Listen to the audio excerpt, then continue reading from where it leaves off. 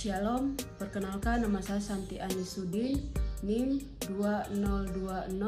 20200310444065, jurusan Ilmu Pemerintahan.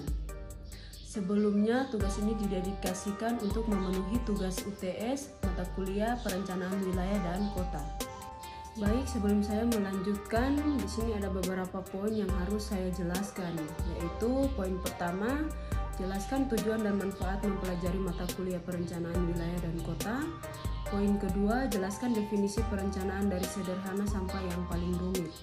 Poin ketiga, jelaskan jenis-jenis wilayah berdasarkan pandangan Glasson dan pandangan Anavia. Poin keempat, jelaskan jenis-jenis kota dan cakupnya.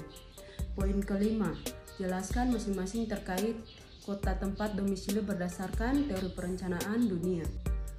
Baik, kita langsung masuk ke poin yang pertama, yaitu menjelaskan tujuan dan manfaat. Setiap kegiatan organisasi dalam mencapai tujuan perlu perencanaan yang matang sesuai dengan tujuannya. Hal tersebut disesuaikan menurut bidang-bidang yang akan dicapai. Menurut Albert Szilalahi 1987 menjelaskan bahwa tujuan perencanaan adalah sebagai berikut. 1. Perencanaan adalah jalan atau cara untuk mengaktifikasi dan merekam perubahan. Kedua, perencanaan memberi pengarahan kepada administrator maupun non-administrator.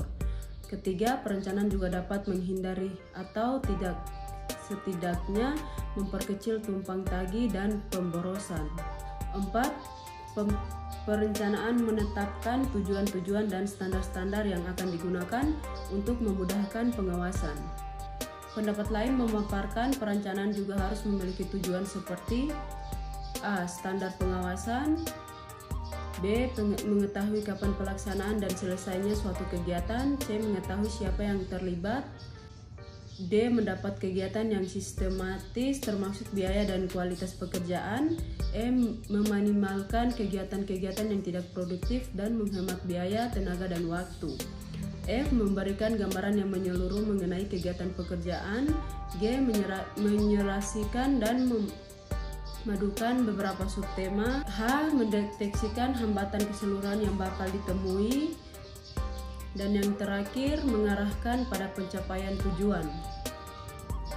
Sedangkan manfaatnya adalah untuk mewujudkan gambaran pola lingkungan fisik yang ada serta mewujudkan tarif hidup yang layak bagi masyarakat dengan menciptakan kondisi kerja yang merata bagi seluruh lapisan masyarakat, juga membantu proses globalisasi dengan mempertahankan warisan budaya yang beragam. Next, poin kedua, jenjang perencanaan. Perencanaan dibagi menjadi 3 jenjang, yaitu sebagai berikut. Poin pertama, perencanaan jenjang atas, top level. Di jenjang ini perencanaan lebih bersifat strategis, yaitu memberi petunjuk umum, merumuskan tujuan, mengambil keputusan, dan memberi petunjuk pola penyelesaian dan bersifat menyeluruh. Perencanaan jenjang atas lebih menekankan pada tujuan jangka panjang dari perusahaan. Perencanaan ini menjadi tanggung jawab manajemen puncak. Perencanaan jenjang menengah, middle level. Di jenjang ini perencanaan lebih bersifat administratif, menyangkut cara menempuh dan bagaimana tujuan dari perencanaan tersebut agar dapat dilaksanakan. Perencanaan jenjang menengah menjadi tanggung jawab manajemen menengah. Poin ketiga, perencanaan jenjang bawah. Pada jenjang ini, perencanaan lebih memfokuskan untuk menghasilkan sehingga perencanaan mengarah 12 konsep dan kajian ilmu perencanaan pada pelaksanaan atau operasional. Perencanaan jenjang bawah menjadi tanggung jawab manajemen pelaksanaan. Baik, kita akan melanjutkan ke poin ketiga, yaitu menurut pandangan Glasson. Pada tahun 1974, Glasson menyatakan bahwa wilayah dapat dibedakan berdasarkan kondisinya atau berdasarkan fungsinya. Berdasarkan kondisinya, wilayah dapat dikelompokkan atas keseragaman isi homogeneity, misalnya wilayah perkebunan, wilayah peternakan, wilayah industri, dan sebagainya.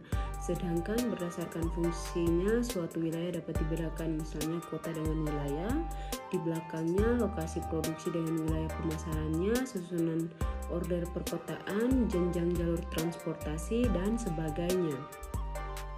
Sedangkan menurut Hanafiya pada tahun 1982, wilayah dapat dibedakan atas konsep absolut dan konsep relatif. Konsep absolut didasarkan pada keadaan fisik, sedangkan konsep relatif selain memperhatikan faktor fisik juga sekaligus memperhatikan fungsi sosial ekonomi dari ruangan tersebut. Untuk poin keempat yaitu jenis-jenis kota. Jenis kota dapat diklarifikasikan menjadi beberapa bagian, yaitu poin pertama ada megapolitan. Kota megapolitan adalah daerah perkotaan yang memiliki jumlah penduduk kurang lebih 5.000 jiwa. Poin kedua, metropolitan. Jumlah penduduk yang mendiami kota metropolitan antara 1.000 sampai 5.000 jiwa. Poin ketiga, kota besar. Kota besar memiliki penduduk sekitar 500 sampai dengan 1.000 jiwa.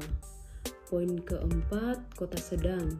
Berdasarkan jumlah penduduknya, kota sedang memiliki masyarakat sebesar 100 sampai dengan 500 jiwa. Untuk poin kelima, kota kecil. Jumlah penduduk yang terdapat dalam kota kecil antara 20 sampai 100 jiwa. Adapun baik, kita lanjut ke poin terakhir yaitu nomor 5. Pemerintah Kabupaten Jayapura melalui Badan Perencanaan Pembangunan Daerah menyusun dokumen Rencana Pembangunan Kabupaten Jayapura 2023 sampai 2026. Penyusunan dilakukan untuk menunjang pelaksanaan pembangunan daerah di mana transisi sekaligus sebagian pengganti RPJMD Kabupaten Jayapura yang berakhir di akhir 2020.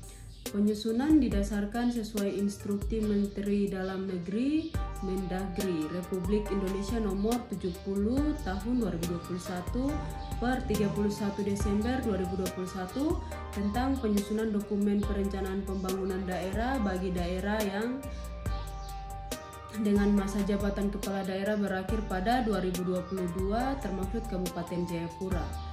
Kepala Bapeda Kabupaten Jayapura, Parson Horota, mengatakan dokumen perencanaan pembangunan ini nantinya digunakan oleh pejabat kepala daerah sebagai pedoman untuk menyelenggarakan pemerintah dan pembangunan daerah tahun 2023 sampai 2026.